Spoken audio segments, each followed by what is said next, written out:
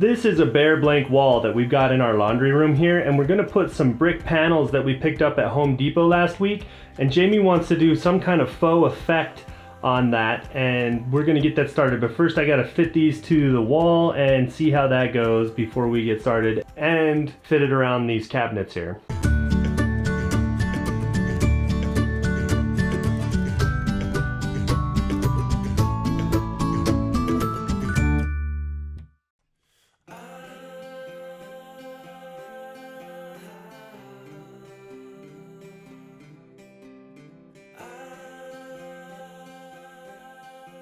So this backer, if you're not going to be using nails or anything, you can use a liquid nails or a strong construction adhesive like that to put this to the wall. I'm just going to be using some wood glue, and then I'm going to nail it to the wall. It should be okay. I hope I don't regret it later because I don't have liquid nails on hand, and this is going up right now. I told you to use liquid nails, so let the record show. The wood glue is going to hold it great.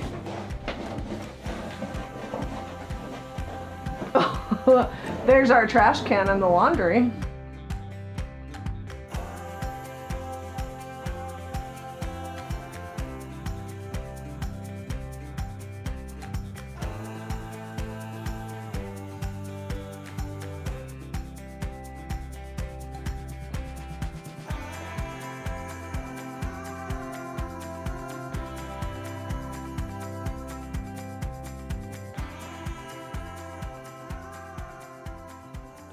Alright, so lining the bricks up here, it is already making this room look a lot different just having these two panels in here.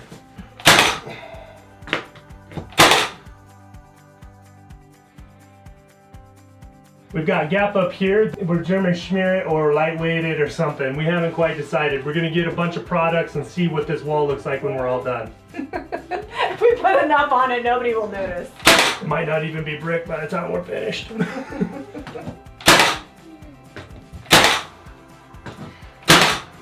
Alright, so I took some measurements and I drew myself a small convoluted little picture here. This is essentially the cutout with the counter and the measurements that I need to get around those edges. This is the crack piece that we picked up for 70% off. Hopefully I can get the right shape I need and avoid the cracks.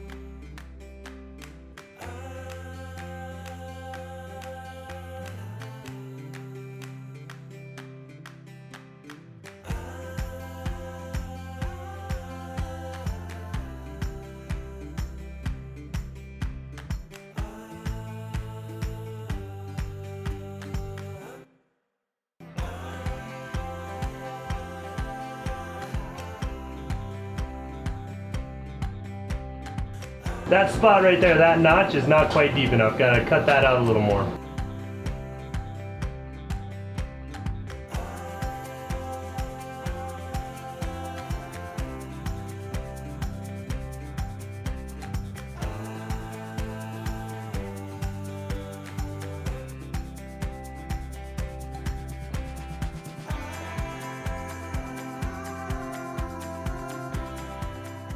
Note to self, when you're cutting a hole out for your sockets and drains and things like that you might have in a wall in a laundry room, trust your measurements and cut the right direction. So this will be easy to cover up, but trust your measurements. We decided to use DAP lightweight patch and paint. There's a lot of different plasters and spackle and paint and indoor outdoor stuff. So in here in the laundry room where we're gonna paint over this, it'll be okay. The weather's not gonna get to this. All right, so I just have a pointed trowel. I'm gonna use the back of it to get a good scoop of this out. And this stuff's fresh. It's real nice and moist, hasn't been dried out or anything. Sometimes when you get these, they get dried out after a week or two because you don't get the lid on tight. Nice and moist on this. Now I'm just gonna start putting it. Whoop, we're losing some on the floor. All right. Just scoop it up. I'll take less next time. A lot less. Looks like it's gonna go a long way. All right, I'm finding a smaller scoop like this is much more effective. It doesn't want to fall off the wall as much. So I'm just putting it on there and then mushing it along. Problem solved, no more oops. So you have to go through here every now and then, and you need to take your finger and swipe out those grout lines so you don't lose all your dimension. And you come back and smooth it out. I'm gonna eliminate her finger swipe.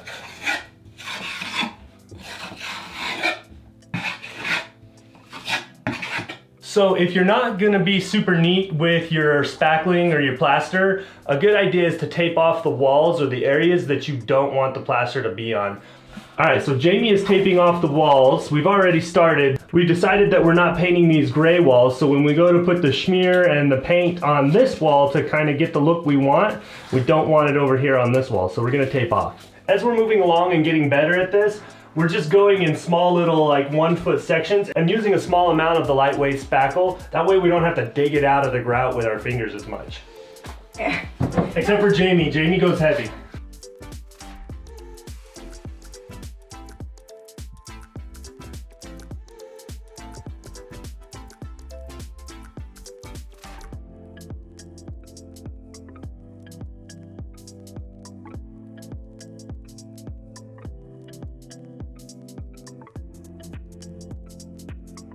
All right, so I am diving back behind the washing machine and I'm gonna just do this part real quick and then we'll be ready to do some painting.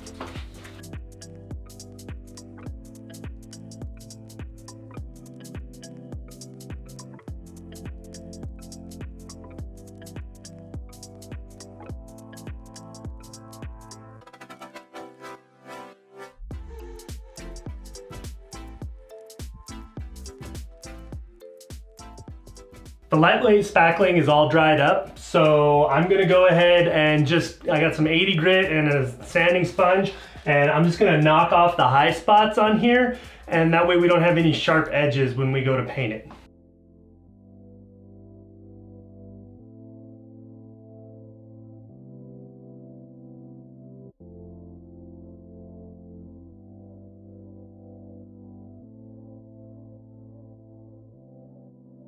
Okay, so I have a pint of DIY paint in White Swan and I'm watering it down. I poured in this can here a pint of water, and then I'm going to scrape out the rest of all that goodness.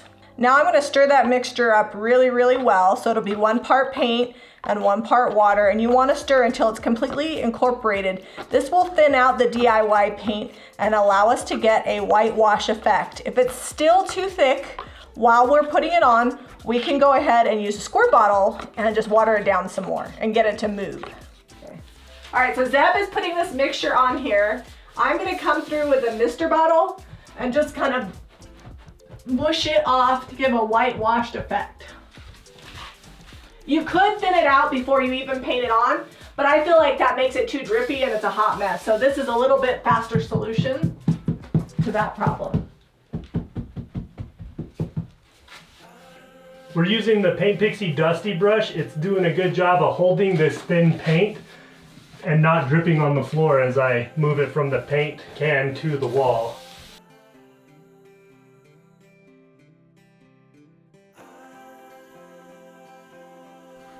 This is definitely easier than doing a really thick schmear on there. For sure. And it uses less schmear. Somebody said they used a whole gallon. We use like half a gallon to do this whole wall. Yeah, and it takes 1 pint of paint and we'll still have a ton of wash left over, so that's cheaper and easier. We're gonna have to whitewash some boards and do some signs or something. I know. Well, you have some leftover brick. We could do some brick signs. Oh yeah, that'd be cool. Like some bakery stuff or something. Yeah.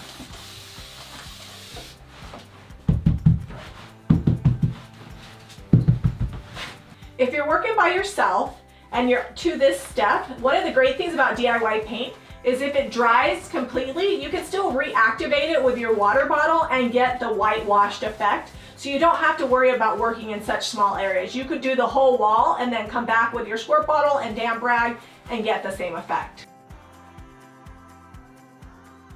We went a little light on the schmear. We only actually ended up using about half a gallon of the lightweight spackle. And some people like to go real heavy with it and completely cover the brick, but we like this look a lot. Wound up using only about half of the wash that we made, so to do a similar wall you could get away with about an 8-ounce sample of paint, maybe add a little bit more than 1 part water or 1 part paint just to water it down, and you could totally do this for less than we did. One of the things you're going to ask, don't I need to seal the wall? After about 30 days it's going to dry, hard, and cured. It's still going to be very matte. If you're concerned about wipeability and cleaning it, go ahead and put a top coat over it. In our case, if we have any problems, we can just touch it up. It's such an imperfect finish that a couple of smudges here and there will only add to the patina over time. The patina. The patina. The look. It's called the 5-kid patina. It's all over this house. If you're interested in achieving this look, go to jamirayvintage.com for the paint and brushes that we used. We'll drop a link below for the spackle brand that we used. Give us a thumbs up and subscribe to Jami Ray Vintage for more DIY.